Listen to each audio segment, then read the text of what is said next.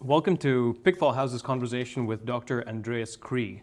My name is Mustafa Warsi and I'm chairman of Pickthall House, and this here is Faiz Ahmed, the director of foreign policy at Pickthall House. Dr. Krieg over here works both as a geopolitical risk consultant with 20 years of experience in the Middle East and North Africa and as associate professor at King's College London's School of Security Studies, the UK Defence Academy, and at the Royal College of Defence Studies, educating senior strategic leaders and officers from around the world. Dr. Krieg is the author of a number of fascinating books on geopolitics and strategy, the most recent of which is Subversion, the Strategic Weaponization of Narratives, published 2023, which describes how state and non-state actors use information warfare in the form of weaponized narratives to destabilize their opponents' societies. Today, we'll be talking to Dr. Krieg about British foreign policy, particularly in the Middle East, but we'll also be zooming out to examine the scope for Britain to pursue a more independent foreign policy in an increasingly multipolar world. Dr. Krieg, thank you so much for joining us today. Thanks for having me. To begin with, let's set some historical context. So Britain, its influence in the region probably started waning after the Suez Crisis in '56, and by 1971 you see pretty much a full withdrawal of all UK military presence in the region. So given that historical context, how much influence does the UK still carry in the region today, and to what extent is it seen as independent rather than just an extended arm of US power? Good question. So I think we need to differentiate between power and influence. I think in terms of power, you're absolutely right. So Suez and obviously the withdrawal east of Suez that started in the 1970s, that kind of led to the creation of many of the GCC countries as well, was certainly a reduction, massive reduction of UK power, British power, especially coercive power. I think what the UK has, which probably no other country, no external country has in the way that the UK has it, is influence. So sort of strategic depth in terms of relationships, the networks that the UK can draw on, and also the way the power of attraction, because a lot of Middle Easterners are still looking towards the UK and Britain as a sort of mediating power, not as radical as the United States on some positions, not as driven by interest as the United States, certainly not with a sort of hegemonial ambition like the United States. While at the same time understanding the Middle East much better than, let's say, countries like China or Russia. And so, and obviously London in itself is kind of the capital outside of their own capital, right? For a lot of Gulf states in particular, they still have not only diaspora here, but they come here, they have their houses here. They the UK has a lot of power of attraction in terms of the networks. And I think that kind of puts the UK on a very interesting footing when compared to the United States, because the United States over the last, let's say, US power in the Middle East really only started after the Second World War. And it was mostly based on transactions, right? It was oil, it was about coercion, it was about military power. It wasn't really about influence. And I think the Americans still haven't developed the sort of understanding of the region, because they usually came with, even when it wasn't officially America first, it was always an approach that was putting America first in the way of saying, we're the great white city on the hill, we're kind of the beacon of liberalism, and we've got something to bring to you. And I think that's kind of where the British were in colonial times 100 years ago. And so the US engagement in the Middle East always feels a little bit more neo-colonial, right? And the UK post-Suez, certainly post-1970, doesn't feel like a colonial power anymore. I think for most Middle Easterners, the UK doesn't feel like a threat, but a partner with great relationships. The only issue is that most of the networks are privately held. They're not held by government. And government itself, I think, since the 1970s hasn't really formulated a strategy in any way. I don't think, if we were looking at UK strategy and policy, I don't think we would be able to really define anything tangible in terms of what does the UK actually want. And as you already mentioned, I think for the most part, we're piggybacking along the United States in terms of how we deliver, frame our policy. And worse of all, in many instances where the UK has a very unique position, looking at Yemen, for example, right? Right. So in Yemen, the UK has relationships with all the different parties on the ground, very Given intimate. Aden, yeah. Given Aden, obviously, but even beyond that, I mean, many Yemenites still see the UK as more of an understanding power in comparison to the US. Problem here was, so we invested for nearly a decade into the reconciliation process. Certainly wasn't going very well, but at least we're getting somewhere, and there isn't an alternative to political consolidation. And then the Houthis start attacking Israel after the 7th of October. And the UK, instead of following their policy through of saying, let's get everyone around the table, just overnight said, okay, we need to support the United States, which is a military-only approach, which is not going anywhere. And so that's kind of, the UK in many ways, the government is hamstrung by the special relationship with the United States. And I think what the UK has to do is kind of find their own independent policy to work on top of the already existing networks. That's fascinating. I guess a question I have is, so you've described, you've distinguished between power and influence, categorizing power mostly as predicated on transactional value, on finance, on military might, and influence as comprising these sort of soft relationships and networks that have been developed over many, many years. And you've also talked about how, the UK government hasn't really had a cogent strategy with which to leverage this. Have there ever been any examples have there been any examples that are salient and relevant to the last 20 years where it feels like these networks have in fact been leveraged to broker deals, to mediate agreements, to find peace of some kind in the Middle East more broadly? I think these kind of networks been used all the time. I mean, especially diaspora networks. I mean, Yemen is a great example. A lot of the Yemeni diaspora and all the divisions, taking all the divisions in Yemen into account, most of the different parties of Yemen have some sort of relationship to the UK. So for the UK government, it's quite easy to draw on these different relationships. So the UK has it much easier than France, Germany, and even the United States to draw on people. In the end of the day, conflicts and stability is a people-to-people sort of exercise, so you need to have this sort of relationship to these individuals. And as you know, in the Middle East, individuals are more important than institutions. So a personal relationship is always more important than having an institutional relationship. So it does work on various fronts. In Libya as well, I mean, there are certain personal relationships that were drawn upon. The problem always is the UK doesn't know what it wants from itself. It's a country in an identity crisis in general, domestically, but also externally. It's like we haven't gotten to terms with the fact that we're no longer a great power. We don't know if we're yet a middle power and what it means to be a middle power. How do we set ourselves apart from our European partners? Obviously, Brexit. Now, this narrative that we have of global Britain is a great narrative, but it lacks a complete underbody in terms of the means and ways that we're going to use to achieve whatever global Britain is. So I can't really point to any particular example where I think, okay, that's where the UK in the last 20 years draws on the point, right? Yeah. So you talked about the extent to which British foreign policy can be hamstrung by our special relationship with the Americans. As an institution, Pikthal is very strongly in favour of British foreign policy independence. How would you categorise or how would you summarise Britain's strategic interests in the region, and where do you think they come into conflict with the Americans? So key strategic interests for the UK, which is prosperity for the UK, but also prosperity for the region, stability, because obviously prosperity and stability are connected, and then from stability comes security for us here. I mean, obviously terrorism is still a concern in the back of our mind in terms of having an influx of people from the region that have affiliation with violent non-state actors. Certainly is a concern, even if it is not as pressing as it was after 9/11. But also security for people on the ground in the Middle East, I think, is another one. So we would like to. I think what is great is that we have withdrawn from the idea that we were probably, the impression that we were under in the early 2000s under, Tony Blair, the idea that, we need to democratize, right? Let's bring liberalism to the Middle East. I think and engage in this Fukuyaman state building exercise. Yeah, exactly. State building as well. I mean, we're a lot less hands-on, and that has to do as well with the fact that grand strategically, the United States has changed their approach to the Middle East as well, in terms of being less hands-on, being, let's say, live and let live, delegating policy to local actors, especially the Gulf countries.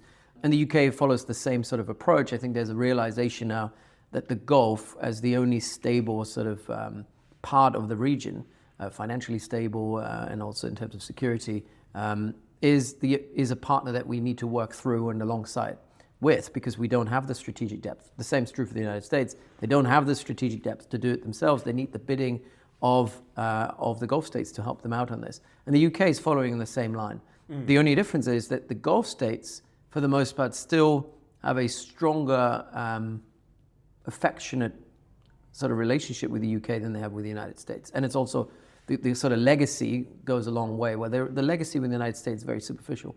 So the United Kingdom has an opportunity here to secure a relationship with the Gulf, because the Gulf likes Britain. As simple as that, there is an appeal. The other thing is, though, what can the UK offer the Gulf, which is the other question is, so you're taking something, you want to work through them, you want countries like Qatar to mediate in Gaza. Yep.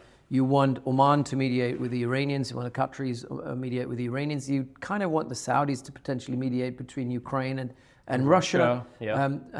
In Syria as well, we don't really have a policy on Syria. We don't really know where things are going, but we kind of want the Gulf states to make sure that they A, pay for reconstruction, and B, help with governance. But at the same time, we don't really set the framework for it. So we want to have the cake and eat it at the most time, right? We want to dictate the terms, and we want the Gulf states to follow in our interest and based on our values in the way that they implement policy, which is something that we cannot expect. And I think that's something that MBZ, Mohammed bin Zayed, said when he was Crown Prince of Abu Dhabi at some point in a meeting, where he was saying, you can't expect us, and I think it was to a British or an American diplomat, he's like, you can't expect us to do your heavy lifting in the region on your behalf and doing this within the same parameters of your policy, your interest, your values, right? If we do, we're doing it based on Emirati the way values. we want to do it, Right? yeah. And that's probably true for all the Gulf states. Some are more lenient towards the West than others. The UAE is not one that is, it's on most accounts not very lenient to the West. They've got their own sort of approach. Then you've got Oman and Qatar, I think, who are more lenient towards the West, trying to keep the West happy on all occasions. Then you got Saudi somewhere in the middle. Point being is, if we don't know what we want, we can't really ask our partners in the Gulf to do whatever we want them to do, because they will do it because they're filling a vacuum. And I think they feel no sense of obligation to you as a result of your... Exactly. And I think the UK has convening power here to kind of lead on some of it. And that is not based on effective coercive power. But the convening power that the UK has on issues like Yemen, even on issues on Palestine, I think on Palestine, because of the legacy of Palestine being a British protectorate, the fact that Israel came out of a British protectorate, and the Balfour Declaration, these were all British policies at the time. This means that we have a responsibility, but we also have a legacy in terms of having those relationships on the ground, and Arabs on the ground are looking to the UK as a country that should sort this stuff out. Right. And we have an opportunity to do that on Palestine, on Yemen, on the Gulf more widely. I mean, everywhere where the UK once had a footprint, we can do something about it. But we're refusing to take the lead on this because we think that we let the Americans follow. Let them lead and we follow. And that's an overarching issue that we've had in Europe, is that let's let the Americans do the first step and we kind of follow behind. And now with Donald Trump, we're in a situation where we cannot let them lead. We can't just follow. We need to kind of design our own policies. And I see with Donald Trump, the infringement on international law and so on, means that we cannot just follow his sometimes crazy ideas of creating the Middle East Riviera, for example. We have to push back. And there's another point that I would make. The UK has to be, not just as a convening power, but also has to be an arbiter in terms of we stand up for the rule of law, right? Right. That's where Britain has always, the last couple of centuries, been very strong of saying we stand up based on the rule of law. We stick to norms and values, at least norms and laws, maybe not necessarily values. And if we do so, we have to be very consistent. When we decry Russian aggression in Ukraine, we also have to decry Israeli aggression in Palestine. And we have an opportunity to do that, but we don't want to, because we constantly feel like if we do that, even if we were to recognize Palestine like other European countries do, we feel like we would alienate the special relationship. Yeah, exactly, alienate the Americans. We have to choose of what it is that we want to be and who we want to be. Right, that's super interesting. So you mentioned that we can't let the Americans lead and simply be a follower. But given that you've also mentioned that we don't have that coercive hard power to back up what we're saying publicly, either we kind of have to defer to the Americans, or we have to build other partnerships that are underscored with that ultimate military might. So how do we balance those? I think military might only gets you that far in the Middle East anyway at the moment. Look at America has assembled the greatest military force in human history by all accounts, in terms of people under arms, the money spent on it. Global projection, military bases, spending. Look at all the conflicts that we're facing in the Middle East, from Syria over Palestine, Yemen, and the conflict with Iran. There isn't a military solution to any of them. The military power America has is not getting them that far. Or Afghanistan, I was going to say. Well, you could mention Afghanistan as well. Exactly. I mean, that's clearly a strategic and operational defeat for all of us in the West collectively. And I'm not blaming anyone for this. I understand why we went into Afghanistan at the time, but we haven't really built anything. And it's because we don't really. And now what we see under Trump and the UK seems to follow is we're cutting back on development spending, right? Which is very counterintuitive in this kind of context, because we're saying, we need to fight Russia and it has to be only military. But we need to retain a spectrum of capabilities, and that's not just the military is one, I would say, small part of that capability. If you look at the actual levers of influence, we said initially UK versus the Middle East is about influence, not about power. It's not about coercion. The levers of influence are our financial sector, right? The entanglement the UK has with local financial authorities and financial networks. The information networks is all these people who reside in the UK, whoever, whether they're Muslim or of Arab descent or whatever, diasporas who live here, second, third generation, who are British but are also Arab or are Muslim, have a very, very power. They have mobilization power. How do we draw on that? How do we draw on these diasporas? Then we have, got the insurance industry. A very interesting example, if I can throw that in here, is if you look at the Bab al-Mandab problem around Yemen, right? Yeah. Is a shipping issue. None of the governments, none of the states have a solution for this. We're bombing the Houthis with no strategic end game in mind. We don't know how we're going to build stability. We're just like, we're going to coercively punish the Houthis for what they're doing. And they keep on firing, and they will keep on firing until you kill the very last Houthi, right? So what we should invest in is some sort of socio-political settlement for Yemen. If governments can't do this, there is certainly the private sector in the UK has a very, very much an interest, right? Most of our trade goes through the Bab al-Mandab. We want this to be open again. We don't want ships to go around the Cape, Cape of Good Hope. We want them to go through the Suez Canal. How we do this? I mean, if you look at Lloyd's of London, for example, is the biggest underwriter for shipping companies in the world. They have a vested interest in making sure this happens. Many shipping companies are registered in the UK. International Maritime Organization is based in the UK. How are we making use of what we have right outside Westminster? How does government make use of these networks that we have in order to kind of bring about the solution? It's what we call a whole of nation approach. And I think that's where we're going in the 21st century, whole of network, whole of nation. Where we're stuck in terms of strategy making is a whole of government approach. We're always thinking about, we need to have, bring all the different ministries together. But, they are so out of their depth, right? They've been, the civil service, the military itself, they're so preoccupied with other issues. They don't have the capacity to deal with these issues. So I think what needs to happen from the UK point of view is be aware of everything that you have at you available. Financial networks, insurance networks, information networks, tech networks. I mean, this is another thing, right? And research output. Anything academia, what a great example, right? I mean, one of the greatest levers of power the UK has and influence is academia. Completely outsized given its... Completely. And they're building relationships with local research centers where these relationships exist. But then many times universities or governments say, I'm not too comfortable with having a relationship with a Saudi entity or with a Qatari entity or an Emirati entity, where we sometimes have to think, okay, what do we get out of it? So I call this, when we talk about network-centric statecraft, this is what I call it, weaponized interdependence. Right? The UK is London in particular, is one of the most interdependent places in the world, based on people, based on ideas, flows of capital, labor, you name it. Most connected place in the world. How do we use that connectivity as an asset to grow our influence? That's so interesting. I guess a question I have is, if it is, I suppose, like something that's slightly puzzling, right? Is it if it is in fact the case that it is in Shell's interest, BP's interest, Lloyd's of London, the IMO, as in the International Maritime Organization, if it's in their interest to use tools in their arsenal to try and mediate in Yemen, to try and clear up shipping lanes.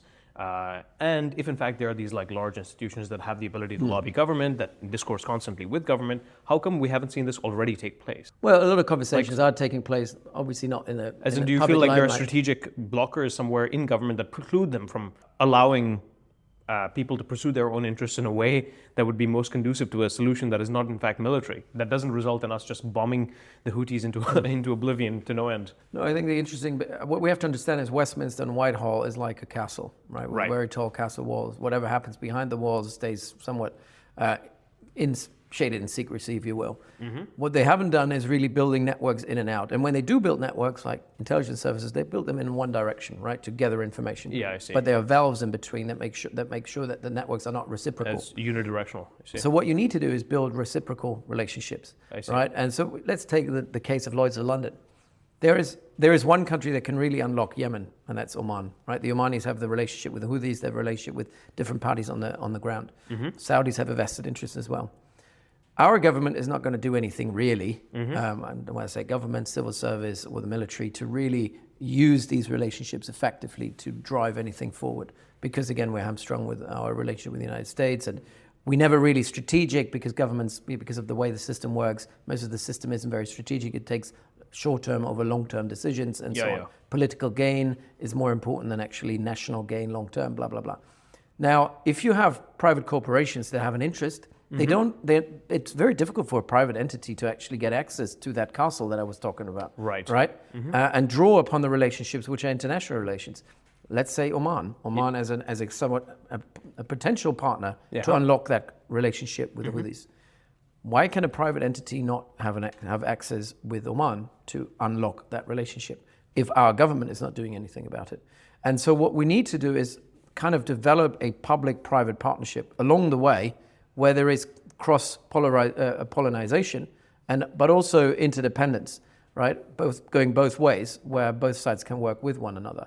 And that's not happening. And so there are certain blockers in the way, whereby government says, oh, no, that's a matter of national security. We can't possibly talk about it. Oh, I see. And most of the time when you have conversation with people on a level where you say, oh, that's about national security, you realize that there is actually a lot of people in the private sector who have these relationships already, who do business or via interlocutors with that particular entity, and don't have any security clearance, and they do have the conversation without security clearance, and they have more effect on the ground than those guys who work in their little ivory tower of saying, oh, no, this is too much top secret, can't possibly talk about it.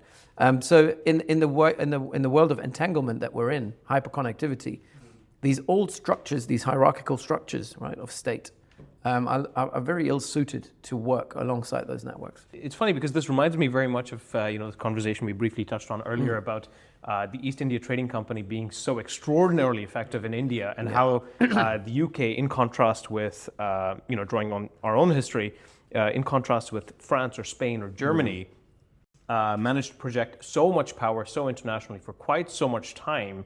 It was often called a night watchman empire insofar as it was incredibly decentralized, mostly relied on trade, commerce, and relationships. And it's quite interesting to see that that now that the world is somehow more interconnected, we've sort of given up this strategy and instead adopted a more hierarchical, top-down, centralized approach that hasn't yielded anything.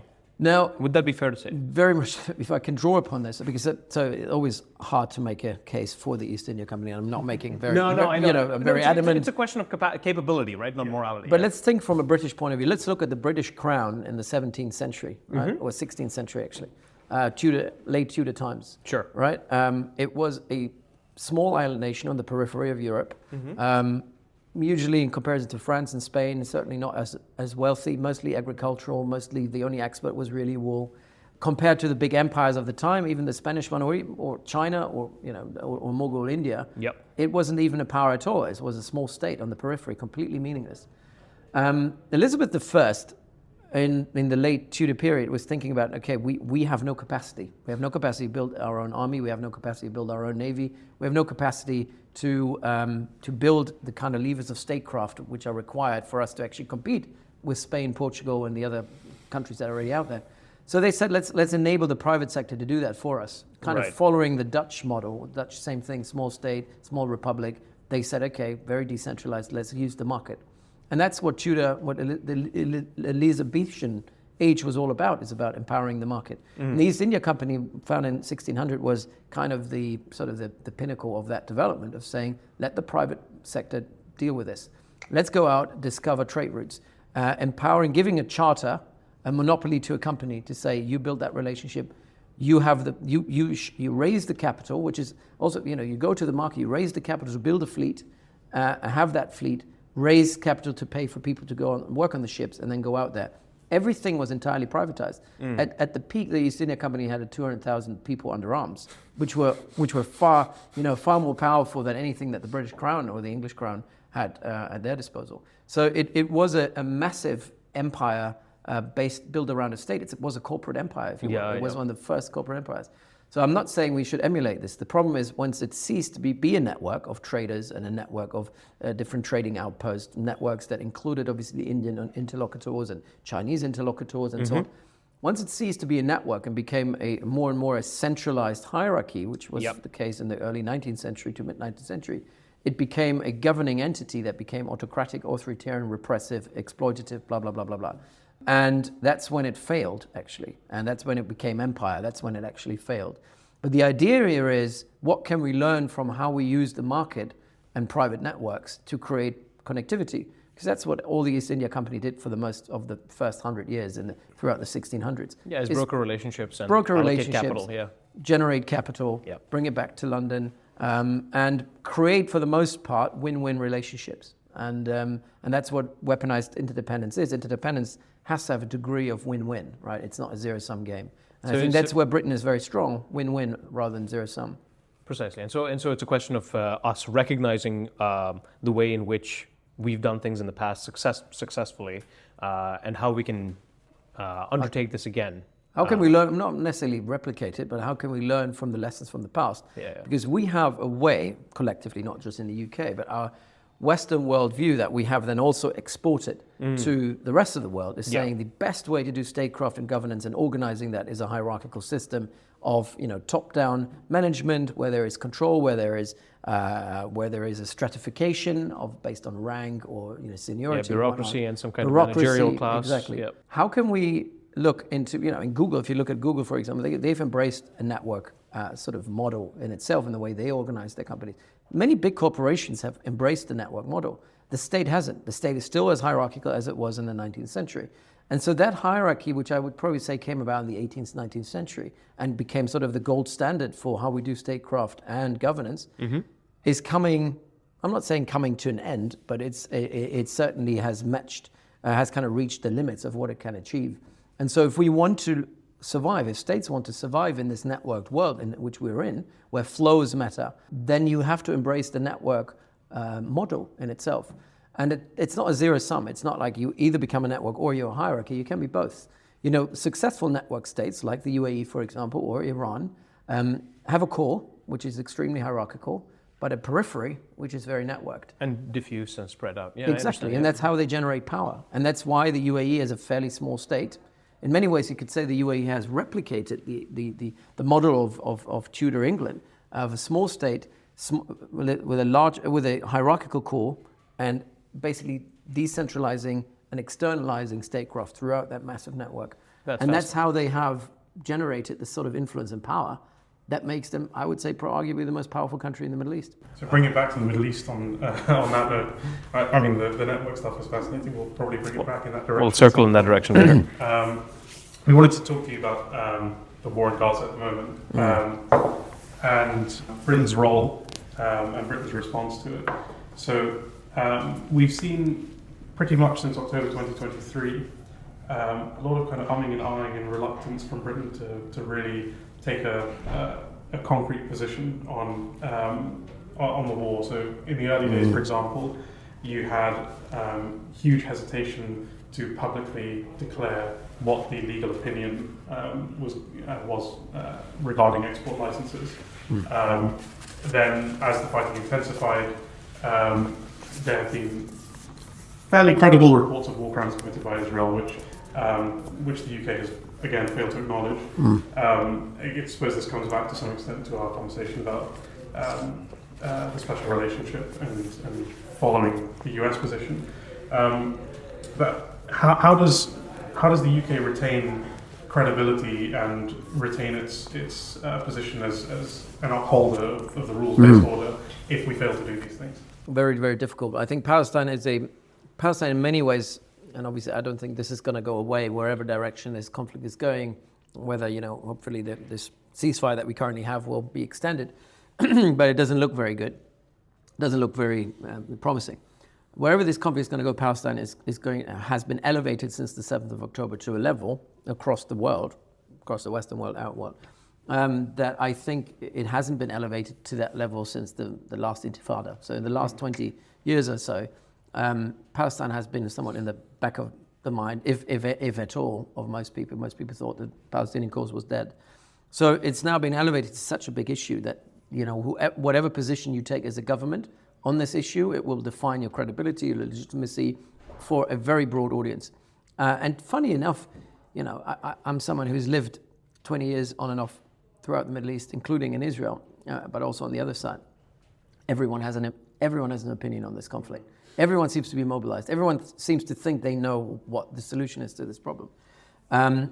And if the UK government takes a position or doesn't take a position on something, like something as important as the Palestinian conflict, it will have ripple effects for what we're trying to do in other theaters, right? So whatever we do in Palestine will have an impact on our relationship with the Gulf. It will have an impact on the relationship with the global South, because across the Commonwealth, there's been somewhat a consensus across the global South in particular of where we should stand, where everyone should stand on not based on pro-Israel, pro-Palestine, but just based on humanitarian law, international law, based on principles and, as you said, a rules-based sort of system.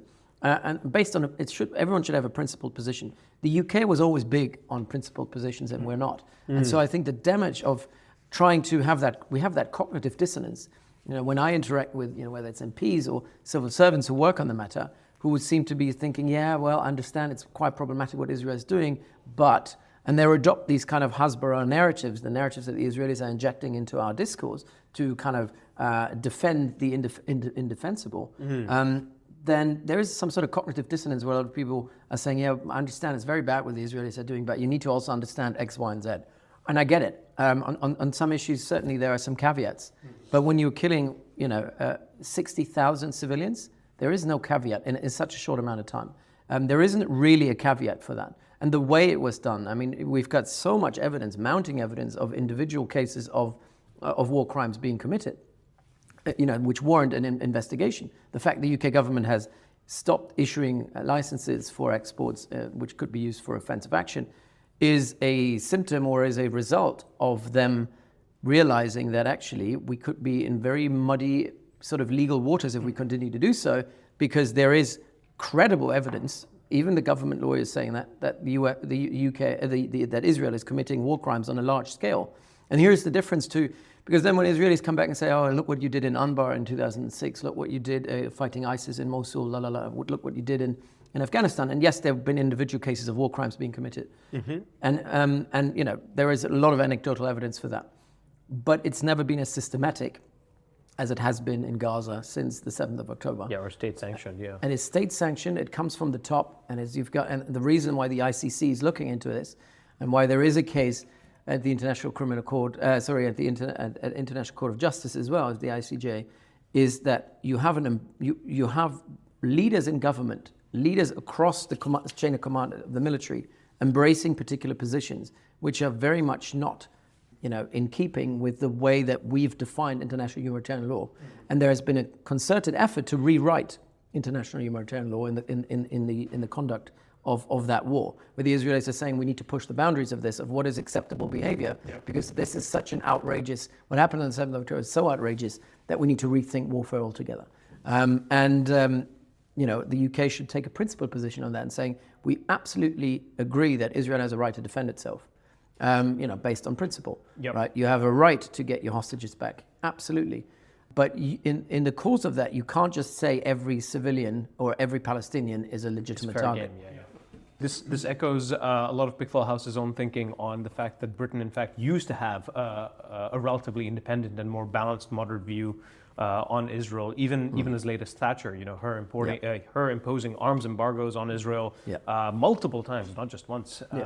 And somehow, over the course of the last 30 years, again, in keeping with the general theme of the UK ceding all forms of foreign policy sovereignty, and you can maybe point at Blair or maybe Iraq as the watershed moment. It feels now like any independence of any sort has completely been abnegated, much to our detriment. The Americans will pursue their own interests, and in a twisted sort of sense, we're also pursuing their interests. Yeah.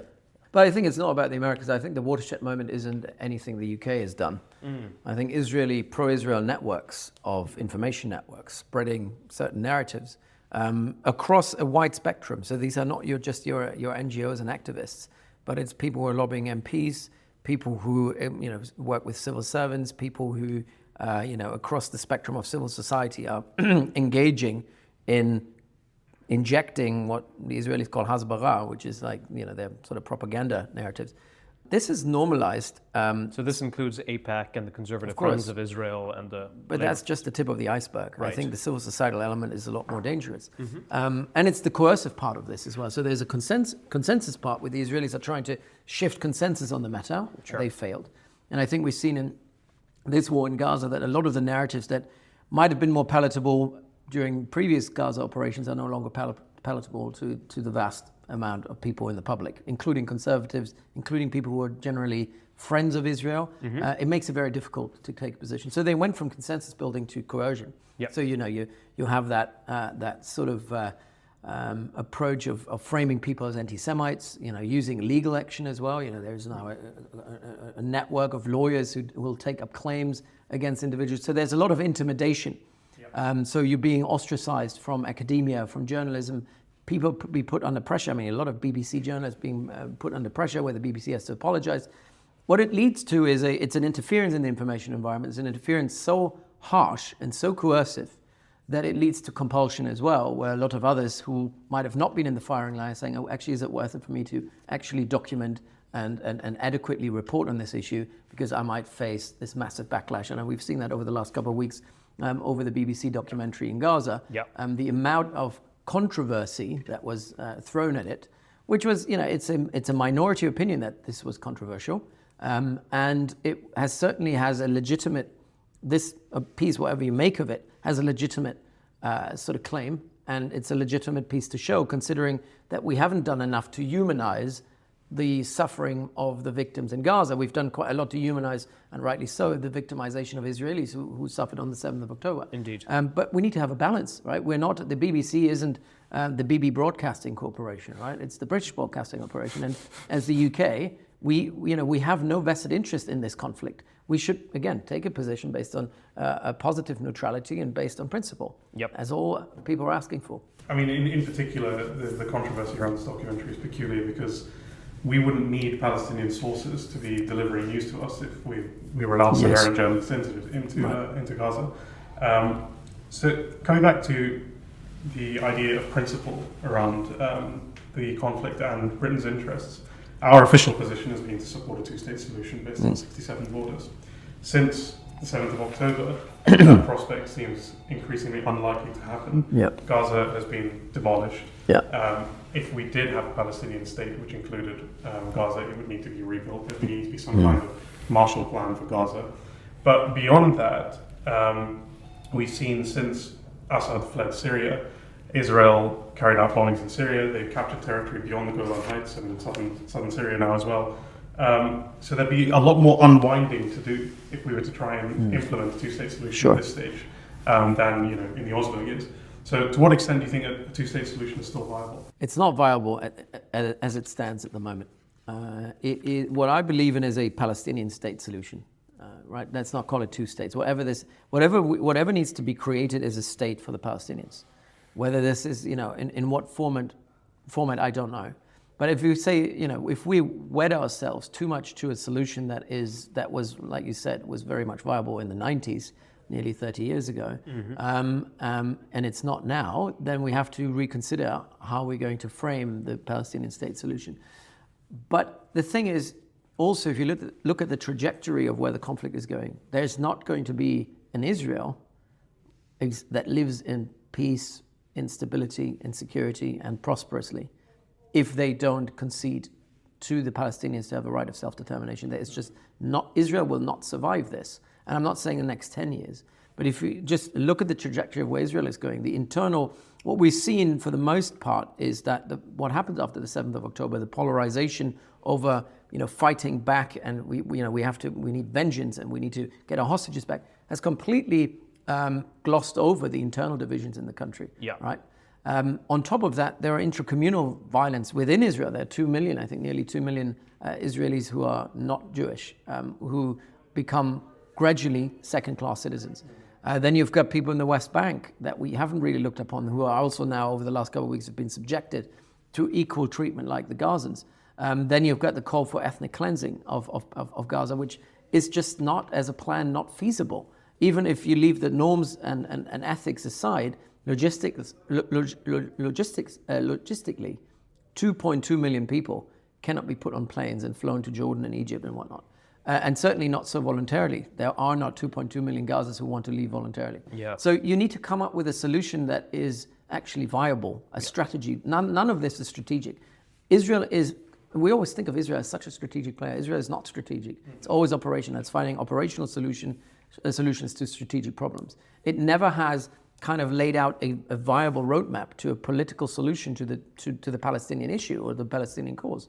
And obviously now we have far-right fundamentalists in power in Israel who are less likely to even embrace that. And will do everything they can to make sure that this is not a viable solution.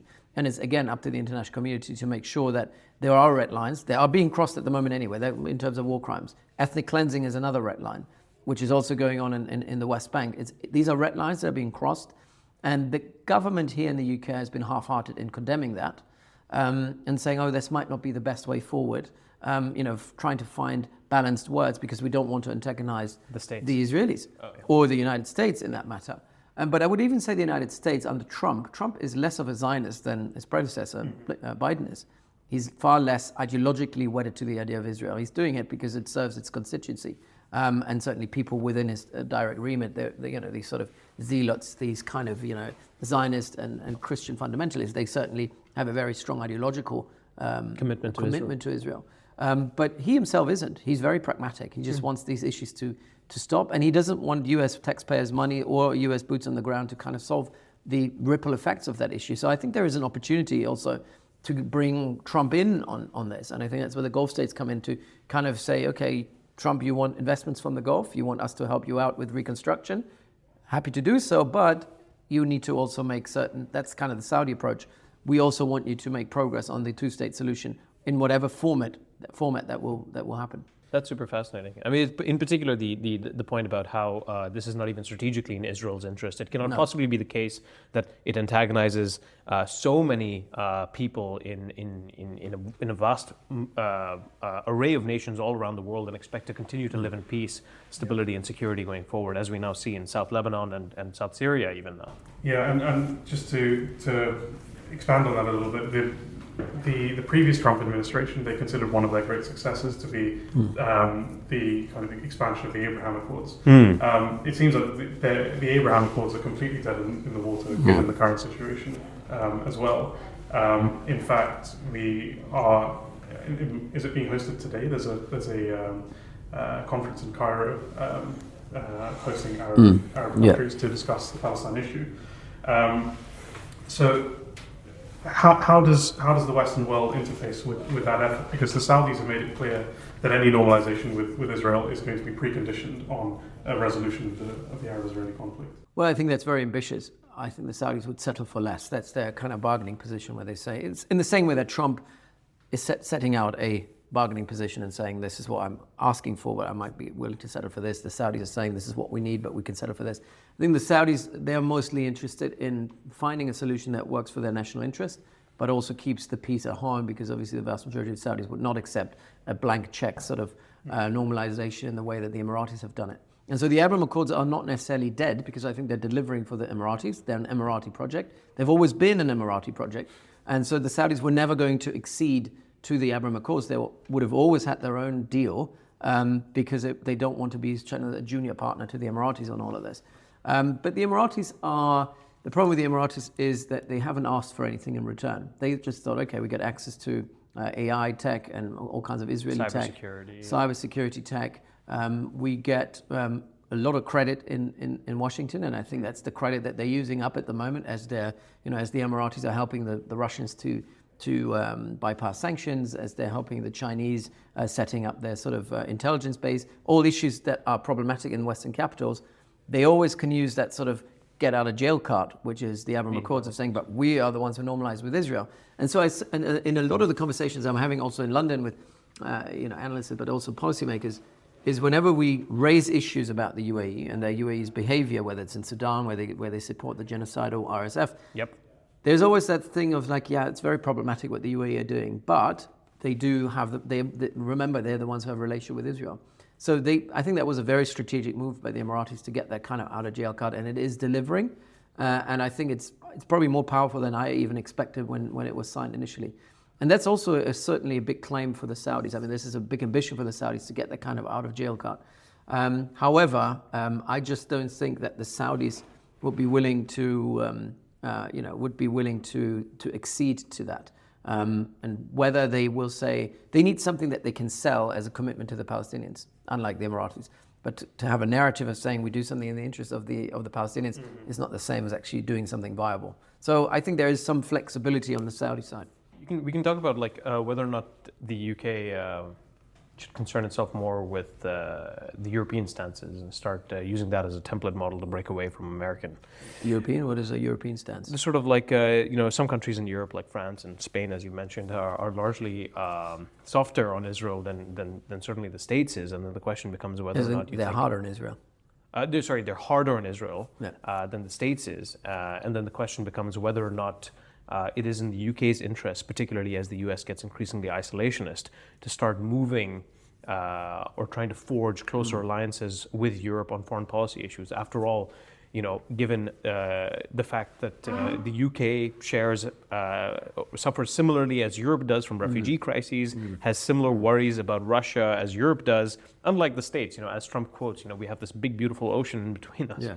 Would it not be in Britain's best interest to start aligning itself more closely with Europe, at least on foreign policy issues? I mean, Europe in itself, and when we talk with the European Union, what Macron said, they're brain dead when it comes to anything, whether it's their own security policy or own foreign and security policy when it comes to the Middle East. And the Middle East is, there are key, also from the UK's point of view, key neighborhood that we need to be concerned about, whether it's for migration or energy and so on. It's a priority. Yeah. Unlike for the Americans for them, it's one of many crises, but it is far away. For us, it's not far away. And any ripple effect of any conflict in this part of the world will have direct impact on our national security. So we don't really have a choice. But I would equally say the Europeans don't offer anything that we could cling on to. More so, I would say that many European countries are looking to the UK to lead. But I think, again, going back to the UK as a convening power, we have the ability to bring certain people around the table. Yeah. Even if we're not a member of the European Union, I've got my own personal bias of why we shouldn't be part of the European Union. And I think it was good. I think we have now an opportunity to do something without being sort of kind of cornered in a framework that is dominated by Brussels. Yep. But we're not doing anything with it, all right? And despite the fact that we're not part of the EU, we should work alongside the EU and other European Union member states on Ukraine, but also on the Middle East. But neither of them have any sort of strategy.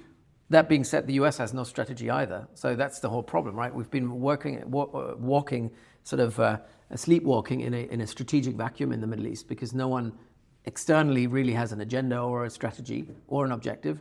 And so local forces kind of fill that vacuum as they see fit. But we need to be more proactive. And I think Europe could be, again, goes back to networks. Let's use what the Europeans have. Let's offer what we have and get something from the Europeans as well. Because we all face the same issue. All the threats and challenges coming from the Middle East, from energy to migration to terrorism and whatnot, are the same throughout Europe. More so for Europe than it is for the United States. So let's zoom out a little bit now and talk a little bit about the international order as it currently stands. Given what some are perceiving as increasing isolationism from Trump, what do you think that this means for the international rules-based order that has dominated foreign policy discourse since World War II? Do you think that it's dead in the water? Do you think that there's any chance for it to be revived? Do you think that what we're seeing now from America is anomalous, or some kind of bargaining position that they're trying to take in order to increase defense spending in Europe, trying to make it so that Americans get a better deal?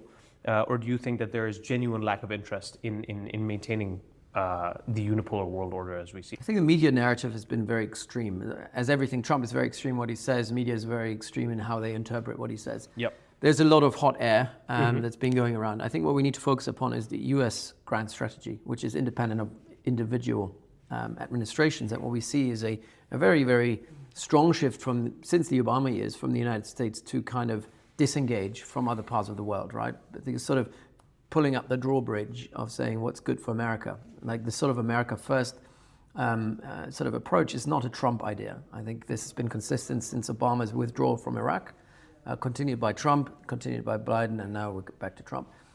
He's phrasing it in a very radical manner, but the fact is the United States are not going to come back to have Europe's back. That doesn't mean they're going to abandon Europe, right? They're still part of NATO and they will remain part of NATO. But the sort of commitments of saying why should a lot of our bandwidth be consumed by supporting the Europeans who have their own money, who have their own military, they have their own networks? Why do we always have to take the lead? And I think that's a proposition that we have to respect. And I think what the Europeans should be doing, including the UK, is kind of building their own capacity to deal with these issues, capacity of statecraft. Also, I would say we make a mistake of looking at the world order as being entirely US-centric. It wasn't. And I also we're saying this is a liberal world order. I don't think it was ever a liberal world order, depending on how you spell liberalism. It's certainly, from an economic point of view, libertarian. I mean, it's based on free market. And we see some of it being currently undermined by various tariffs and actions taken by the United States and counter-tariffs by China and so on. But after all the players believe in an open market. Right? Communism hasn't returned, and China isn't standing for communism. They want to contribute to this order, and so it becomes multipolar or even apolar because everyone has a say in it. There's a diffusion of power from the great powers to the middle powers to the small powers. Everyone have their own niches in which they can operate. That has an impact on the way that the order looks like, but it doesn't mean the order is coming to an end. It's just there are more people shaping that order at the same time. The order is a lot more spontaneous, I would say. So it's a lot more, the longevity of that order is certainly not what it used to be.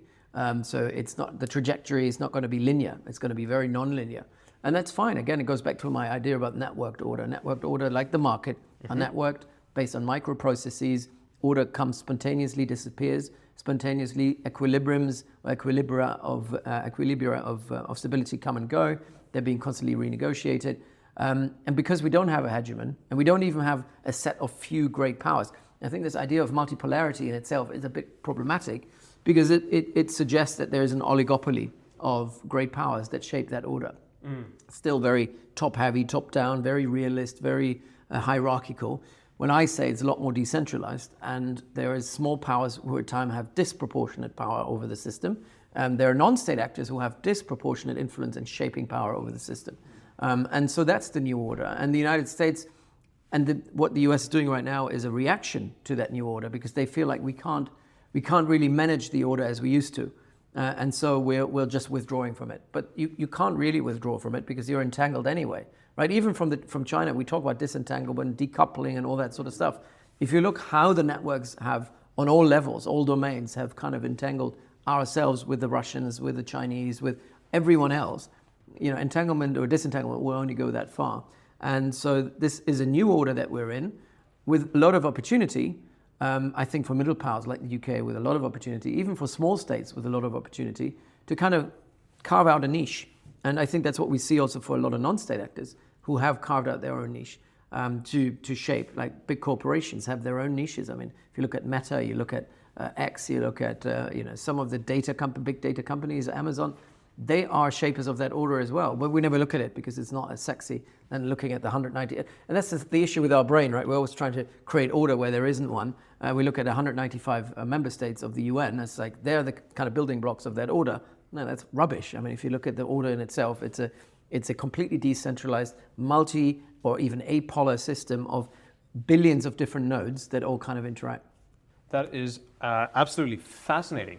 I guess the question then becomes, to what extent do you feel like British institutions are well equipped to deal with this increasingly diffuse, networked world order that we're finding ourselves in? To what extent do you feel like they're failing? What would you feel are their most glaring failures? And what do you think are like appropriate, what are the sort of Pareto-optimal steps that can be taken to improve our efficacy and capability in this new system? Like you talked a little bit about like leveraging the sort of networks that we have here in London, and then the question becomes to what extent can this actually feasibly be organized? That's a good question. So the issue is, if you are, I've worked for 15 years for the UK military and civil service as, they're part of my student body, basically. Mm-hmm. All of them live in hierarchies, all of them work in hierarchies, all of them think in hierarchical ways. Yeah. They haven't even thought about another alternative to the way that they've done things, because we've always done it like this, and telling someone in the military in particular that ranks doesn't matter anymore, and that a major could potentially override a decision made by a brigadier is completely mind-boggling. Yeah. Now, what we need to do, though, is I'm not saying we need to get rid of all the hierarchies. They certainly have their position to, hierarchies are very, very good at concentrating effort when in time of crisis. They're very bad when it comes to low-level simmering conflict, which is what we see, this constant state of unpeace that we're seeing, right? Constant challenge and competition. That's most of what we see is competition, right? It's not hard conflict, it's not sharp conflict, it's not hot conflict. And for that part of the low-level simmering conflict, we need to have the networks. What the UK needs to do better in order to embrace that networked order is kind of develop a pituitary gland, right? It's like the smallest sort of gland in our body that kind of controls all the bigger organs, right? Most people think we don't really know what it does, but it kind of seems to inject hormones into and enzymes into our body to make other glands do the big thing. What we need is this kind of very small hub to connect the where networks that we can take place. Well, no, it's a connector between networked activity, which is going on anyway, and state activity. We need to, like I said, we need to kind of break down some of the castle walls to kind of enable that cross-pollination. What we need is a strategic hub to draw on the market, to draw on the private sector, to draw on civil society, to empower them, enable them, because activity is already taking place. And that's where, again, in the mindset of most civil servants, they're like, oh no, we're so important in shaping policy. We're the ones who advance national power for the UK, which is certainly true. But you're doing that also alongside a lot of the networks which are not part of your remit, where you don't have any control over. And so we need to rethink our doctrine in that way, in terms of saying we can't control some of the networks, but we can't really rein them in, but at least we can shape them, we can influence, we can orchestrate some of these networks, thereby giving us influence over those networks that we already have. So that is one part of it. And what is the most important part of networks is that you have a transformational ideological end game in mind. You need a very strong narrative, what it means to be British, what Britain stands for, and to make sure that these networks work in the national interest. We first of all have to define what that national interest is. And so for network to shape networks, orchestrate networks, you need to have a very, very strong narrative. And government doesn't have it. I mean, they don't even have a narrative. If you look at all their party manifestos over the last couple of years, it's very much consumed with domestic issues. And even then, how much of it has actually ever been delivered? What is the overall? Global Britain was an interesting narrative, but was never filled with content. But what we need to have a strong sort of rallying point where we're saying, okay, if you're British, this is what Britain stands for. This is, by the way, what we used to have in the 16th, 17th, 18th century. Kind of most people implicitly knew what it meant to be British. And even if you're working for the private sector, you were a trader trading in India, you didn't have the Union Jack on you or any other flag.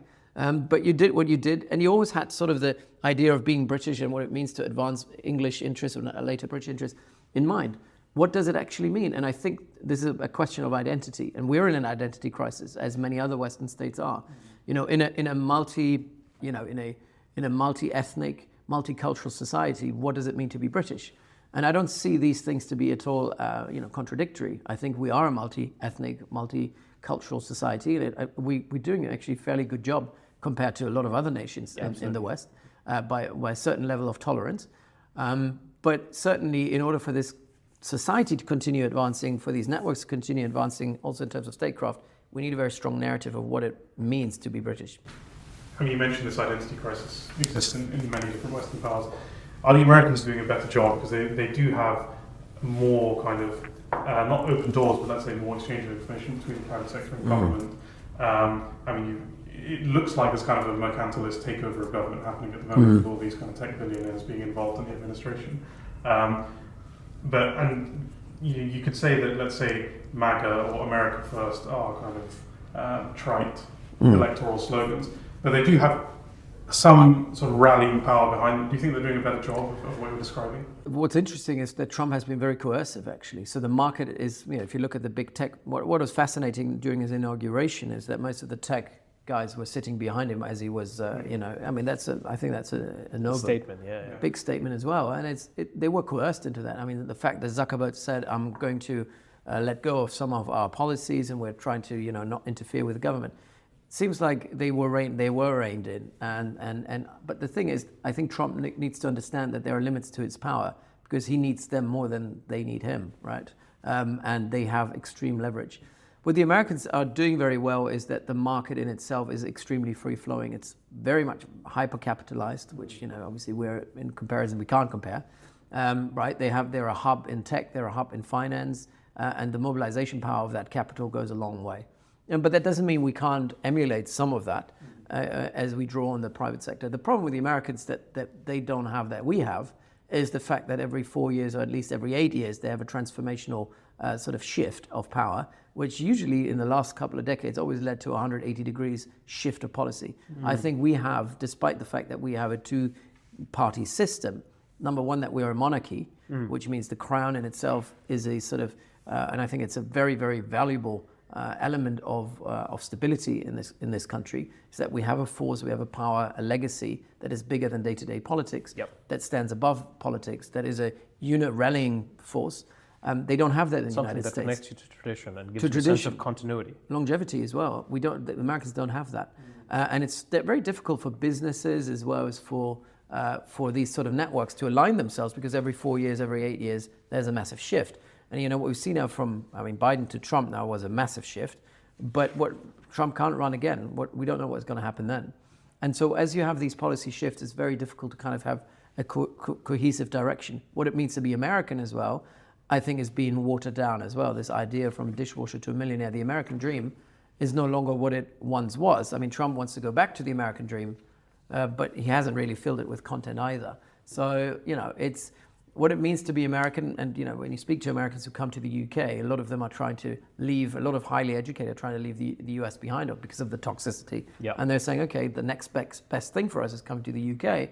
And it's also because despite all the polarization we have in our country, is we have more of that stability going on that they don't have. I guess coming back to the idea of network-centric statecraft, something that is very interesting is the idea of leveraging these networks in such a way that small powers can punch far above their weight. And the salient example that we sort of touched on a couple of times in this conversation is the UAE. I guess I'm quite curious to figure out, they've been called a master of warfare by delegation, building networks of local proxies, private military contractors, allied militias to project influence across the Middle East and Africa, and also in cyberspace, which is pretty interesting. I guess how would you make sense of this? Like, how does this actually work, and to what end? Well, the end is UAE national interest, Emirati, Abu Dhabi national interest. So it used to be a country of 7 emirates, right? It used to be a federation. Where most of them were somewhat equal, but was supposed to be a rotation of power. What we've seen over the last 15 years or so is a centralization of power in Abu Dhabi at the expense of the other 6 emirates, particularly at the expense of Dubai. And that centralization of power in the hands of the Al Nahyan, which is the ruling family of Abu Dhabi, was very much translated into statecraft as well, where Abu Dhabi is controlling all these networks as well. They don't only control governance, but they also control the agenda for the UAE. And so when we talk about Emirati interests, they're primarily Abu Dhabi interests. And then secondarily, they might be more broadly Emirati interests. The UAE has been, and you mentioned violent non-state actors. Yes, the UAE is an absolute great convening power for violent non-state actors. They've been creating their own sort of axis of resistance, as the Iranians have. They have a massive network of violent non-state actors, whether it's from the LNA in Libya to the RSF in Sudan to the STC-affiliated groups in Yemen. Then obviously backing Wagner Group and financing Wagner Group. In West Africa? Across Africa. So Wagner Group would not be operational on the African continent if it wasn't for the infrastructure they're using in the UAE for money laundering, for gold laundering, for using private logistics companies to fly mercenaries in and out. And so the UAE have developed the massive hub of networks that they can offer to anyone. And that kind of has established them as a hub, a global hub for finance, a global hub in information technology. We talk about AI and crypto and cyber power. They're a power in these kind of security networks of violent non-state actors, logistics networks.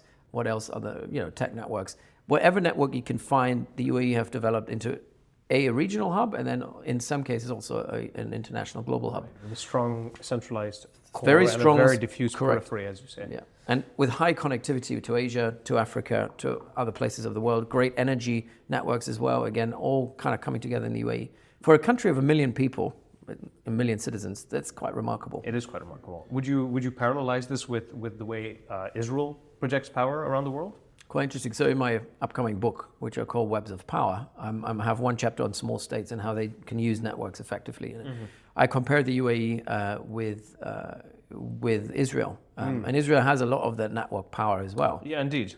And in size, actually, Israel and the UAE are quite similar in terms of their GDP and even in terms of their overall population. The Israelis use different networks. They're obviously a leader in tech networks. I think that the tech sector is, the sort of the idea of a startup nation. It's quite remarkable how a small state like this, with that innovation power, has created connectivity across the globe and interdependence, whereby Israel can use and weaponize in order to have influence in tech sectors and data flows all over the world. The UAE has that too, but the UAE is more diversified. Then you can make a case that Israel has these information networks that we talked about before, where they can influence and shape discourse, also globally oriented. Sort of battle of narratives. In the battle of narratives. But it's still not it doesn't go as far as what the UAE have, because the UAE have a capacity issue of being a country of 1 million trying to play the politics that usually states of 10, 15, 20 million are conducting. So they have this initial inherent need to delegate to the market, to delegate to proxies and surrogates, and they have embraced that because they had no other choice. And we shouldn't forget, unlike Israel, they have that massive capital influx from hydrocarbons, which means they're extremely wealthy and they can afford to experiment, throwing money at something that might work but might not work, which is a sort of luxury that we don't have in the UK. We can't play with taxpayers' money and say, oh, let's try this out. Oh, it didn't work. Oh, we wasted $1 billion over this, on this, or £1 billion. But what the UAE have done, they've created interdependence across the Middle East and Africa, but also interdependence with Russia, with China, where they have elevated their standing as a hub in all of these networks, where nobody can do without them anymore. If you want an issue solved in many of the conflicts, you got to call 00971, right, which is the UAE country code, in order to get something done. They have always access to an individual or someone or an actor that can sort something out. And that level of interdependence makes them very, very relevant. And even if you don't like what they're doing, it's something, you can't ignore them. So as important as being able to build a network-centric state is being able to protect against influence and incursion from other states who have successfully built that network-centric approach. We've seen a lot of Israeli narratives entering the British media as an example. A particularly striking example for me was seeing almost coordinated across the right-wing press was the discussion of how Britain should be taking advice from the UAE on counterterrorism, particularly as it pertains to the Muslim Brotherhood. Yeah. Now, to me, this was quite transparent in the sense that the Muslim Brotherhood is a concern for the UAE, and it's clearly them trying to project this influence into Britain. So how do we protect against this, and why is it that an enormous section of the British sort of public narrative was actually quite taken and convinced by this? Still is. I think the Emirati campaign against the Muslim Brotherhood, framing the Muslim Brotherhood as the biggest peril and threat to national security, which it arguably isn't in the UAE, but certainly is not in the UK because it's very much not existent. But this sort of this scarecrow that they've created, this boogeyman of the Islamists, has certainly been a narrative that they've exported via very weird, unusual sort of nodes in their information networks. So they're usually white, non-Muslim, not even necessarily CVE experts, so not expert in countering violent extremism, sometimes MPs and politicians making statements about it. And obviously we had in 2014, we had that investigation into the Muslim Brotherhood in the UK, which was very much came at the back of quite a lot of pressure from the UAE to investigate the Muslim Brotherhood as a coherent sort of entity, although I'd say it's probably more of a network than anything. The fact that a lot of NGOs, which are Muslim NGOs in the UK, are listed in the UAE as terrorist organizations, all of these issues are very peculiar. And then you think, why would certain people who have no affiliation with the Muslim community or with, with anything to do with Islam or the Middle East, why would they care so much about the Muslim Brotherhood, which isn't even a party or an entity, a cohesive entity in this country? And then you look at funding, then you look at how these information networks were built up. And what the UAE have done very successfully, again goes back to orchestrating networks, is they've developed their own academic networks of experts, CVE experts, which are in the space of countering violent extremism, de-radicalization, funding for these kind of research, for think tanks and research centers who are operating in that space, certain individuals who they financed to propagate that particular narrative that the Muslim Brotherhood is the greatest threat. They've obviously have their own lobbying networks, which work through MPs and staffers in Westminster to kind of push a particular narrative, how bad the Muslim Brotherhood is. They've used their corporate networks even. I mean, they're a major investor in the UK. They bring a lot of foreign direct investment. And the UK, in many ways has been lobbying all the Gulf countries of saying, come on, bring more money into the UK. They look at the Gulf as an ATM. And the UAE were initially, not anymore, but back in the day, 10 years ago and more, they're quite happy to oblige and put the money in with strings attached. And I think we need to differentiate between money from Saudi, Qatar, or Kuwait, or the UAE. The UAE has the strongest strings attached. The UAE used this as a bargaining chip. They know that once there is an interdependence, once you have some sort of leverage, they're willing to use it, even if they're up against the UK, because they see themselves as equal. And in the 2014 investigation in the Muslim Brotherhood, what we see is that at the time, the UK wanted to sell defense equipment to the UAE. And the UAE said, yeah, we're happy to buy it, but you'll have to do something about the Muslim Brotherhood issue. And so we have that investigation into the Muslim Brotherhood, which was never published, has gone away. What we understand is obviously that the outcome of the report was it's not a threat, because it's basically not existent. But we see from time to time having these narratives pop up again on the far right in this country, which is also not coincidental, because the UAE has been very strategic in their engagement with the far right across Europe, not just in the UK. Far right groups who are Islamophobic. And it's funny for a Muslim country to kind of fund or work alongside and with Islamophobes. And a lot of it is coincidental, but a lot of it is also, with direct sort of affiliation between UAE entities and sort of far-right entities. And what they've achieved is created a network that have created a false consensus around the issue that the Muslim Brotherhood is a threat, which has, been used to kind of fight back against certain critics of the UAE, against certain academics who are critical of the UAE, against journalists. And it was almost like a bit like the scarecrow and boogeyman that the Israelis are using, this idea of, you kind of frame someone as an anti-Semite. What the UAE are doing, they're framing someone as a terrorism supporter, as a Muslim Brotherhood supporter. And this is quite interesting where the Israeli and Emirati networks converge, is by saying Hamas, obviously Hamas is a terrorist organization, but Hamas is the Muslim Brotherhood is Islamism. And at the same time, this is the Israeli narrative. And the Emiratis are saying, this is true. I mean, all the Islamists are basically terrorists. So it's not don't just single out Hamas.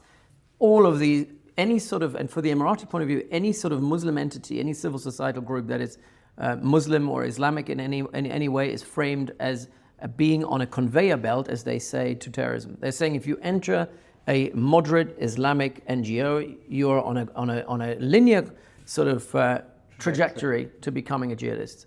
So for them, there's no differentiation between ISIS and Al-Qaeda on one end and, let's say, a moderate Islamic NGO in the UK, which is homegrown, based built around British Muslims.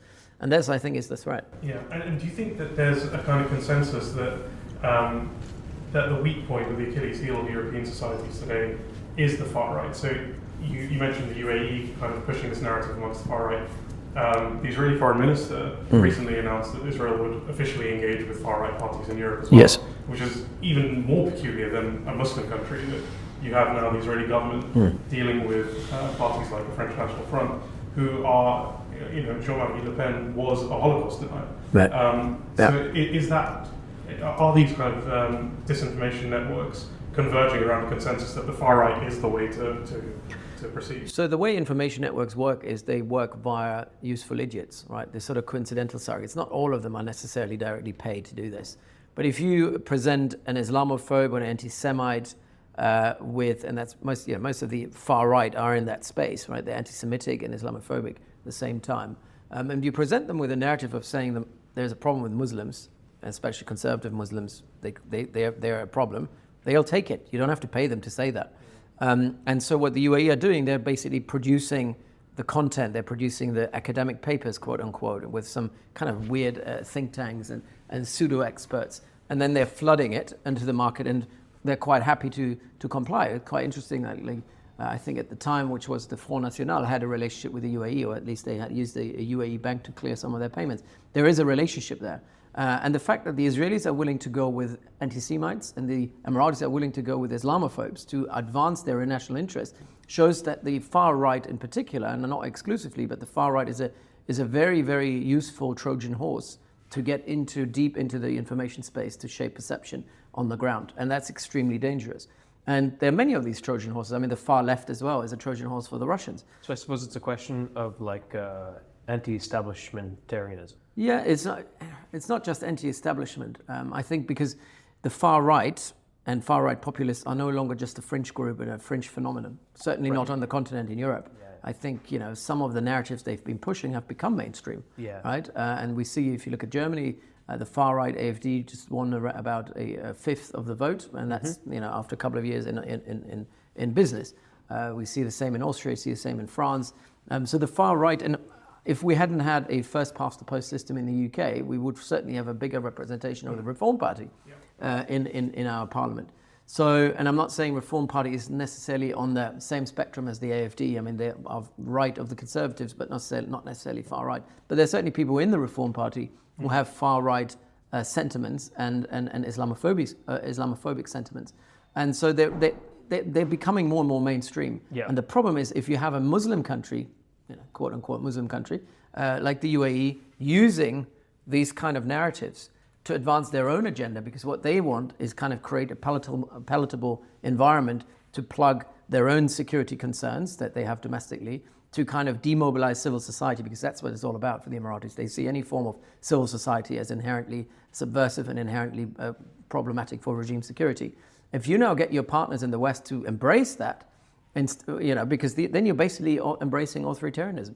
Because a clampdown on the Muslim Brotherhood and NGOs and civil society is an authoritarian clampdown on freedom of speech, on academic freedom, and so on. And that's where the Emiratis are in, because that's what they're doing domestically. And now they're trying to legitimize it by saying, look, all we do is fighting terrorism. And everyone here that you can see is a terrorist. If you pray too much, your beard is too long, you use Islam to justify your civil societal activism, you're basically a terrorist. If it turns out to be the case that the Emiratis are actors that have manipulated or used the UK in this fashion, which other partners in the Middle East more broadly would you say it is in Britain's better interest to turn to in order to pursue British interests in a way that are more palatable to it? Well, I don't think we should be picking and choosing. Sure. There are certainly some countries who are more neutral. They are actually positively neutral. The UAE are not neutral. The UAE have an agenda. Mm-hmm. We need to be aware of it. And, for example, when it comes to Sudan, I don't think the UAE is a good partner. When it comes to Yemen, I don't think the UAE are a good partner. When it comes to Libya, I don't think they're a good partner. When it comes to Palestine, I don't think the UAE are a good partner because they have opposing views on our values. On other things, when it comes to the reconstruction of Gaza, when it comes to the reconstruction of Syria, I can't see how the UAE are not going to play a role in it. They just have quite a lot of cash. And they're also quite willing to play a role. They will be playing a role. So we have to work with them on certain elements of our foreign and security policy, and also ostracize them on other issues where there are conflicting interests. I think that the smaller countries that are less proactive, I mean, the UAE is an extremely assertive and a proactive actor, which means they're willing to throw the UK under the bus if it serves their national interests, as they've done in the past. They're willing to strong-arm the UK when they can. They're willing to use tactics which are coercive against the UK. Mm-hmm. And so even the Saudis, who are in a much bigger country in many ways, are a lot more hesitant to use their power, their leverage, their influence to coerce the UK into submission. I do think that the smaller countries like Oman, like Qatar, who have usually very neutral, don't have their own agenda, are willing to just play an intermediary role, are willing to oblige as well, to find common ground based on consensus rather than coercion and compulsion. These are the sort of partners we should be working through. They can unlock a lot of the conflicts. And they're doing that not to advance their national interest. I mean, Qatar doesn't have a national interest. I mean, they have obviously an interest in making sure Palestinians have a right of self-determination. But if you look at the way that they've played the role as a mediator, they've been very, very very much, in the middle of the road of trying not to take a position, being neutral and advancing their interests.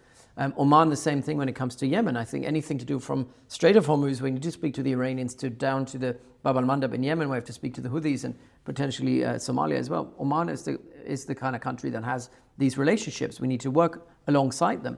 And there's no history for the Omanis to ever use that leverage against us. They're quite happy to work with the UK. Qatar is quite happy to work with the UK. And Saudi Arabia, I think, to an extent, is also happy to work with the UK. The UAE, we had a lot of disagreements, I think, from a UK perspective. We had a lot of disagreements with the UAE over the last couple of years over them allowing the Russians to bypass sanctions for their funding of these kind of non-state actors such as the RSF, where they kind of perpetuate and even incentivize and really escalate the war in Sudan, which goes against the British interest. The way that they funded certain radical groups also on the far, in Libya, for example. There are certain issues that we have with the UAE. We don't have these issues with a lot of other Gulf countries. Yeah. And the UAE the relations have really, the relations between the UK and the UAE have, in many ways have been cooling down quite a bit. Oh, I see. Over all of this. And that also means that the UAE are less interested in the UK. They're less interested to work alongside the UK. They're trying to withdraw some of their investments. And the only sort of engagement that the UAE is still doing in the UK is via Dubai and the Maktoum family. Yep. But the Al Nahyan and Abu Dhabi in particular are trying to disengage from the UK because they're saying they're not necessarily a partner we can work through. So that, that's quite interesting. But the interesting thing is also the UAE see themselves as the middle power between Russia, China and the US. And they feel like they're a middle power that can connect all these different players in a multipolar, apolar world, where they don't need to abide by anyone, and certainly not by the UK, which they think is a limited, fairly another middle power in Europe that have less power in the Middle East than they do. Of increasing irrelevance. Yeah. Indeed. Okay, this is super fascinating. I think that's mostly it for me. Fez? I think that is actually what we have time for, pretty much. Yeah. Should we So- go to the closing?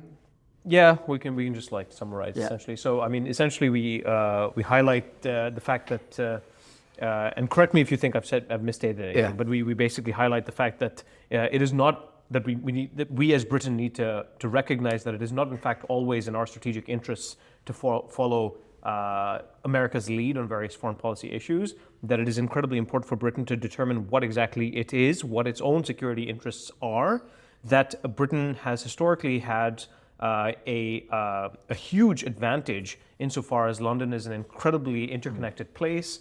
There are, networks of all kinds and flavors here, from financial networks to human capital networks, technological networks, research networks, academic networks, journalistic networks, and so on. And that in order to better, and that Britain used to, in some sense, employ these networks more efficiently in order to secure its own strategic interests, and has in the intervening decades seceded from doing so. As you say, Whitehall has become this castle on a hill with high walls, and that in some sense it is in its interests to lower the walls and engage in more organized, in more connective activity between the networks that currently exist here, and that is a better way for London to exert influence in the world at large.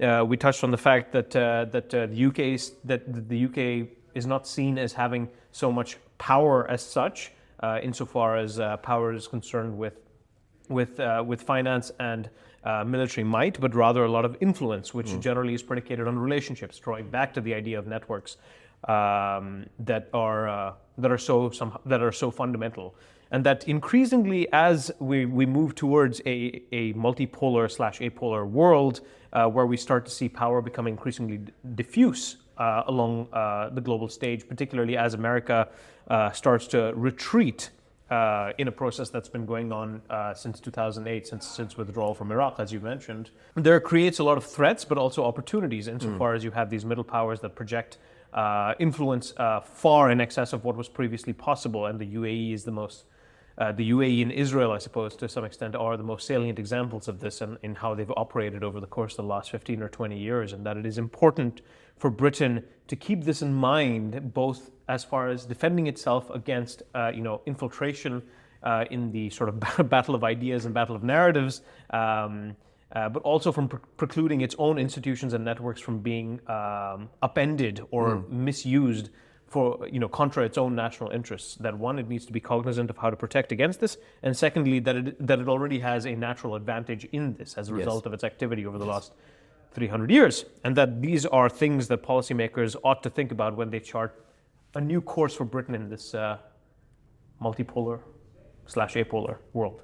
I agree. Does that sound fair? Very good summary. Awesome. Thank you so much. Thank you. Awesome. Well, thank you, Dr. Krieg, for joining us. To our audience, if you enjoyed this, please like and subscribe and comment below and share with your friends. Thanks a lot.